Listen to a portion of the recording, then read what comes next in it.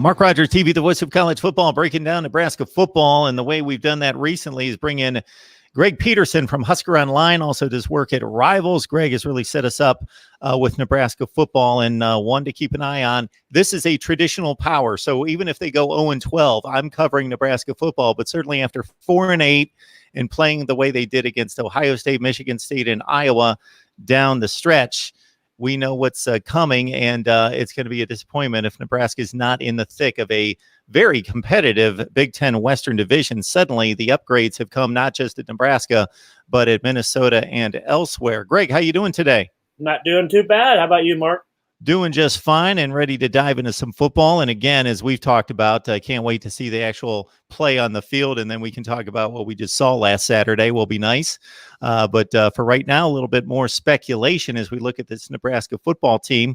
So you mentioned in our previous segment, Maurice Washington in camp, looking good, but not necessarily a verdict or a determination on his status. Where do we stand? Do you know? Again, we don't know anything now until his next court date, which coincides there with that first week before the South Alabama game. So everybody's in limbo right now. He's just going through camp right now, doing his thing, staying involved with everything. And, once they head back to California to go to court again, we don't know.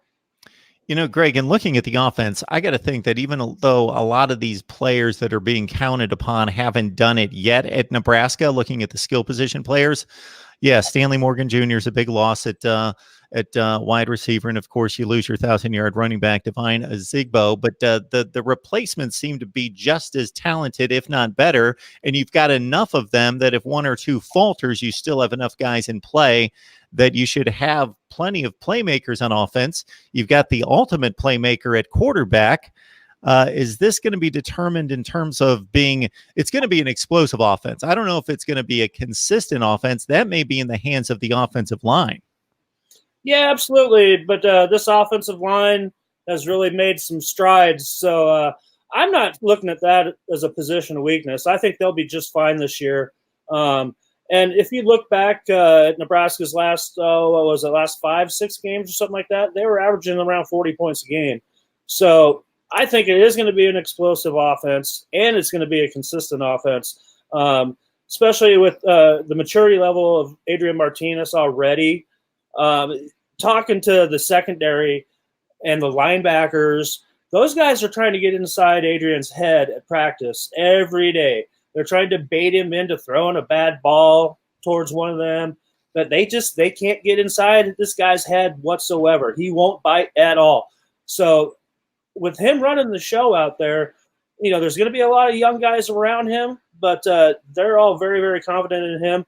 And, I mean, at the skill positions, like you mentioned, there's a lot of guys. The ball's going to be going around the field to a lot of different guys, on the outside, on the inside, J.D. Spielman, Wandale Robinson, Kawana Vainoa, Dedrick Mills, Maurice Washington. I mean, it just goes on and on. So I think the biggest problem, they're going to have to keep guys happy, have enough balls to go around. But no, I mean, I agree. I think that the consistency is really going to be the key, and if they can, if that offensive line does their job, which I think they will, it's going to be a pretty special season. I'm interested to see Mills because even though his transfer didn't make a huge splash nationally, it should have. He was tearing it up at Georgia Tech, gained close to 200 yards in a bowl game against Kentucky, was the game MVP. That was the last time he was generally on the field. And Wandale Robinson, certainly the hype around him and what special playmaking ability he could provide is certainly going to be something to see. Oh, yeah. Unfortunately, Wandale sat out last Wednesday when we were at practice, and then he did not practice again on Friday when they had a situational scrimmage. But a lot of guys didn't participate in that. I think they're kind of going slow with some of these guys, trying to keep them healthy and not overwork them in camp right now. But he's definitely going to be a special guy. Dedrick Mills, my goodness. I watched him play last year in one of his JUCO games, and he impressed the heck out of me then. But seeing him, I mean, and running backs coach Brian Held, just can't say enough about this guy, his work ethic. And I mean, you're not going to bring that guy down with one arm.